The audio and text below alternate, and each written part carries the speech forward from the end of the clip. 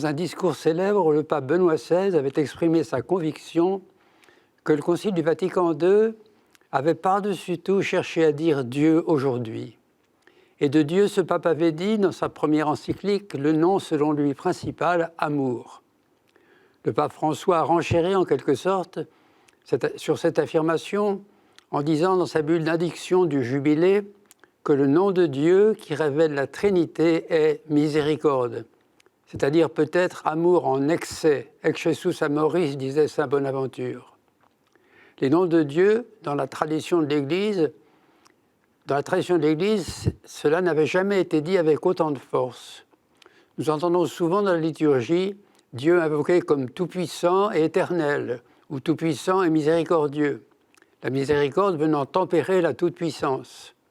Le credo dit « Je crois en un seul Dieu, Dieu est un, l'unique ». Ce nom de Dieu un correspond au fondement de la révélation exprimé dans le schéma Israël du livre de Deutéronome et à son interprétation à l'aide des philosophes grecs, l'un bien lumineux du banquet de Platon, relayé par Plotin, véritable expérience de salut dans l'itinéraire spirituel de saint Augustin, mais aussi l'un indicible du pseudo-Denis, inspiré par Proclus, origine de la tradition chrétienne du nuage d'inconnaissance. Mais Dieu est aussi être, pure existence, qui se donne en participation dans la création et se fait connaître moyennant les ressources infinies du Logos. Ici, le héros est saint Thomas, construisant une théologie à la lumière de Dieu. Être, simple, parfait, bon, et tentant une vision des choses et de l'histoire qui soit comme l'écho ici-bas de la science qu'au ciel les bienheureux ont de Dieu et de son saint salut. Les papes Benoît et François n'ont certes pas l'intention de gommer ces noms de Dieu, ni les traditions théologiques qui se sont développées à partir d'eux, mais ils semblent mettre en avant comme principe premier de l'intelligence de Dieu et de son dessein l'amour miséricordieux, comme s'il nous invitait à tout reconstruire sur ce qui fut l'intuition extraordinaire de sainte Thérèse de l'Enfant Jésus et réintégrer tout l'acquis du passé dans cette lumière fondatrice. Vivez, pensez, Dieu, amour et miséricorde. Je voudrais ici indiquer quelques indications de pensée et de prière qui s'ouvrent à nous si nous entrons dans cette invitation. Amour dit affectivité, sensibilité, et donc chair et corps.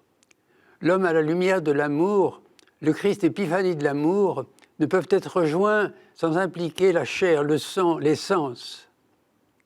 Amour dit aussi invocation. Celui qui aime, qui pardonne, qui demande pardon, prononce d'abord le nom de l'aimé. De même que Dieu, dit l'Écriture, appelle chacun par son nom, amour dit encore évocation.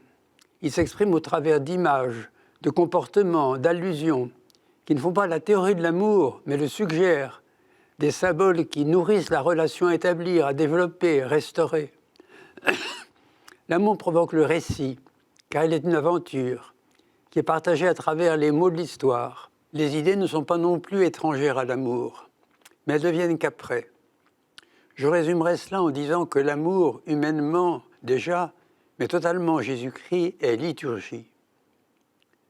L'amour miséricordieux est encore don, accueil, et par conséquent mort à soi-même et vie pour l'autre.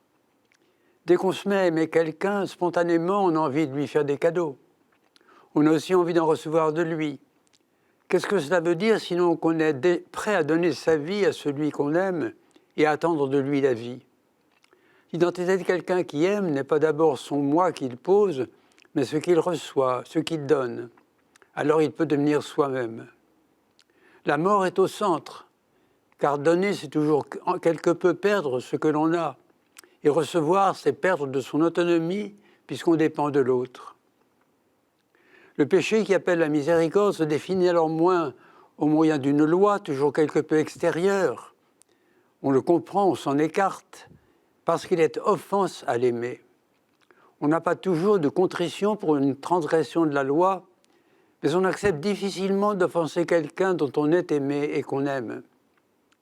La mise en avant de l'amour miséricordieux rend le péché littéralement odieux, ce qu'on est. Mais la miséricorde, qui est toujours déjà invocation, don, invitation, pardon, rétablit sans intervalle la relation d'amour. Avec tout cela, rien n'est perdu de ce que l'Église avait au long des siècles compris du mystère révélé, en regardant Dieu dans son unité lumineuse, sa ténèbre inconnaissable, son être généreux. Mais tout cela doit être repris à la lumière de l'amour miséricordieux, qui serait l'ultime profondeur de Dieu. Une tâche immense s'ouvre alors pour les générations à venir. Elle nous fera repartir de l'expérience vive de l'Écriture, entendue, de la liturgie célébrée, et de même que dans le passé, les ressources de la réflexion humaine n'avaient pas fait défaut à la tradition de l'Église, de même les sciences humaines et les philosophies de notre temps nous donnent déjà des instruments pour aller de l'avant dans la direction maintenant ouverte.